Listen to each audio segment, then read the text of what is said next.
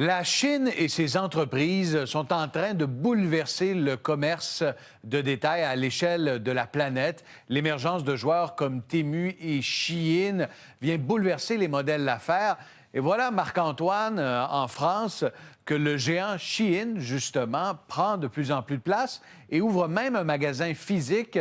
Ça sème la controverse. C'est une première au monde et la bannière chinoise qui a choisi la France pour y installer son premier magasin physique, alors qu'habituellement, elle n'est qu'en ligne. Bon, Shein, peut-être que le nom vous dit déjà quelque chose. C'est une entreprise chinoise qui a été fondée en 2012, reconnue pour ses prix extrêmement bas. On va y revenir.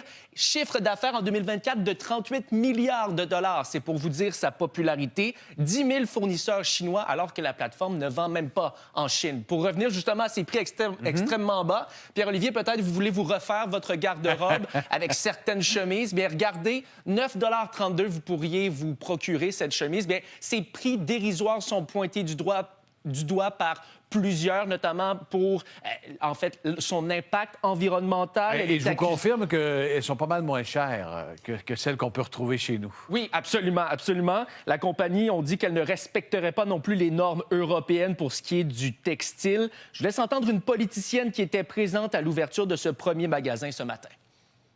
Déjà, leur site internet est dégueulasse, on en a assez parlé dans la presse, donc on ne va pas revenir dessus. Mais surtout, on vient pour dire qu'on est en capacité aujourd'hui de réindustrialiser notre pays, de redéfendre le textile français, notre savoir-faire français et européen.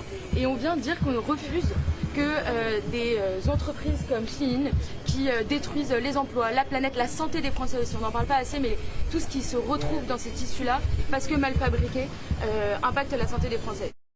Bon, Marc-Antoine, qu'est-ce qu'en pensent les autorités en France? Bien, on veut suspendre la plateforme chinoise puisqu'une enquête a été ouverte en France pour la vente de poupées sexuelles à l'apparence d'enfants qui se retrouvaient sur la plateforme en ligne. Shein a annoncé en parallèle suspendre sa place de marché, son marketplace, comme sur Facebook, par exemple, où des vendeurs indépendants peuvent y distribuer leurs marchandises. Le propriétaire du centre commercial qui héberge Shein a mentionné qu'elle était en constante communication avec la bannière chinoise et qu'elle était fière des produits qu'elle y vendait. On parle du premier magasin physique permanent, mais il faut savoir que l'été dernier, même dans les années précédentes, elle avait certains de ses commerces éphémères, comme vous le voyez, en août dernier à Montréal, mais c'était une première cette fois-ci pour un magasin permanent. Permanent en France. Ça va continuer de susciter des réactions. Merci, Marc-Antoine. Au revoir.